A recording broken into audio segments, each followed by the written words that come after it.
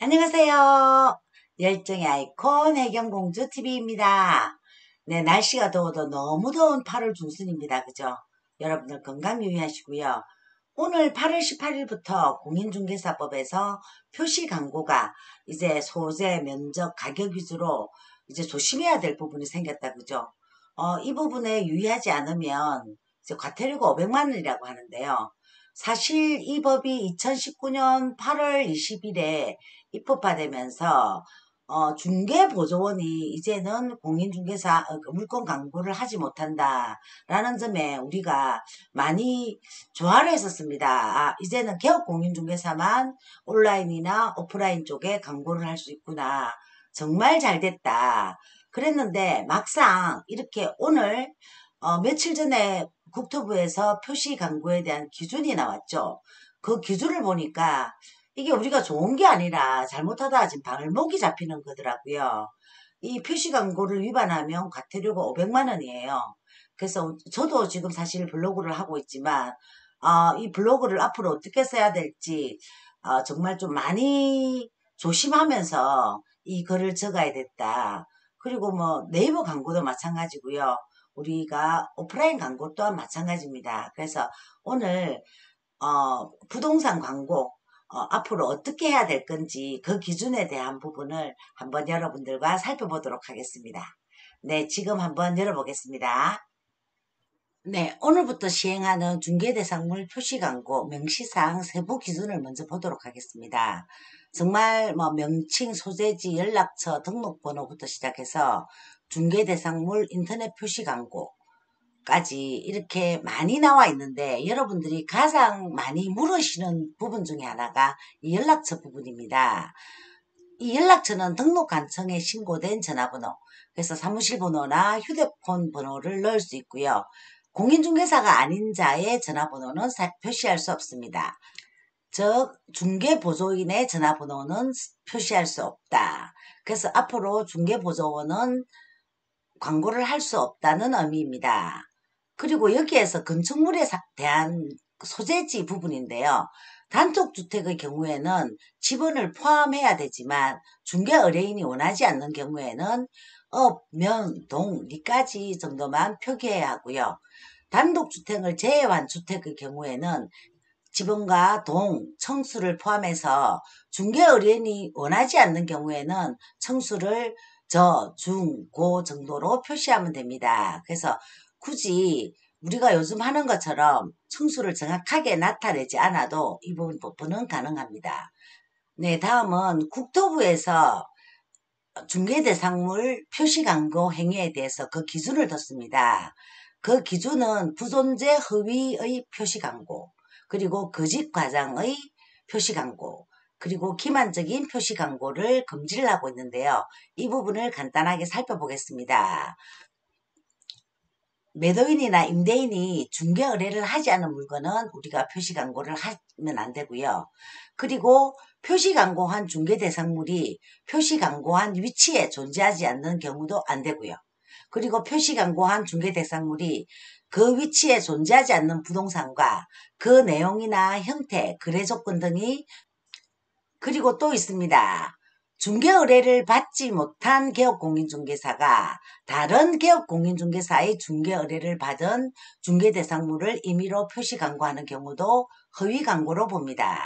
그래서 직접 받은 물건에 대해서만 광고를 하라.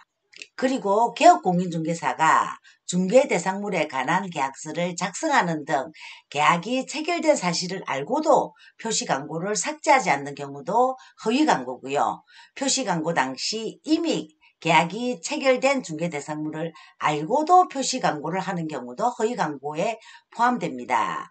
그리고 경매 대상인 부동산이나 처분금지, 가처분 등 관계법령에 의해서 거래할 수 없는 것이 명백한 부동산 등을 중개대상물로 표시하는 경우도 허위 광고로 보고 있습니다.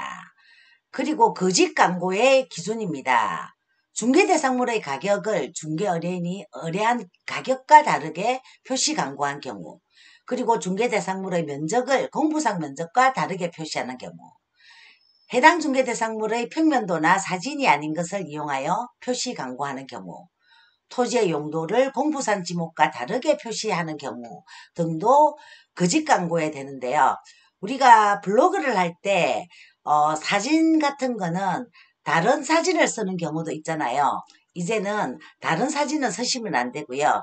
그 해당하는 중개 대상물의 사진을 꼭 찍어야 한다라는 것입니다.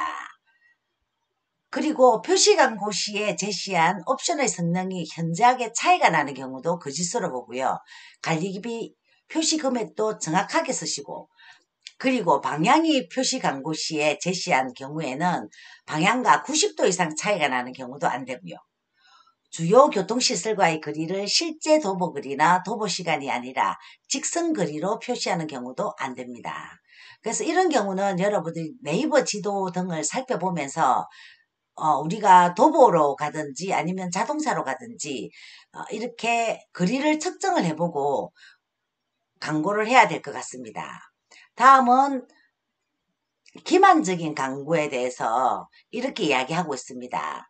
중개대상물의 선택에 중요한 영향을 미칠 수 있는 사실이나 내용의 전부 또는 일부를 지나치게 작은 글씨로 표기하거나 빠뜨리는 등은 안 된다.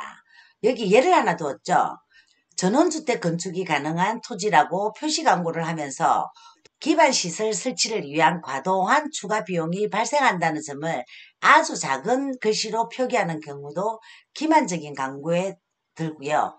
중개대상물 선택에서 중요한 영향을 미칠 수 있는 사실이나 내용을 표시 또는 설명하였으나 지나치게 생략된 설명 등으로 광고를 하는 경우도 기만 광고로 보고 있습니다.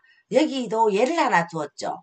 토지에 대한 매매 광고를 하면서 용도 지역 또는 용도 지구 등에 따른 행위 제한이 있음을 사실대로 표기하였으나 구체적으로 어떤 행위 제한이 있는지에 대한 설명이 없이 단지 행위 제한이 있음으로만 표시 광고하는 등은 기만 행위로 보고 있습니다. 네, 이렇게 우리 공인중개사가 해야 할 표시 광고에 대해서 말씀드렸습니다. 오늘부터 지금 시행이 되고 있습니다. 사실 이 지금 그 기준을 보시면 특히 우리가 광고를 할 때는 구체적인 내용을 적기보다는 대략적인 내용을 적어서 광고를 하고 있었습니다. 하지만 이제는 우리가 중개대상물을 적듯이 꼼꼼하게 인터넷이나 아니면 오프라인을 통해서 광고를 해야 되는 게 우리가 이 발목을 잡고요. 이 부분이 잘못되면 또 과태료가 너무 큽니다.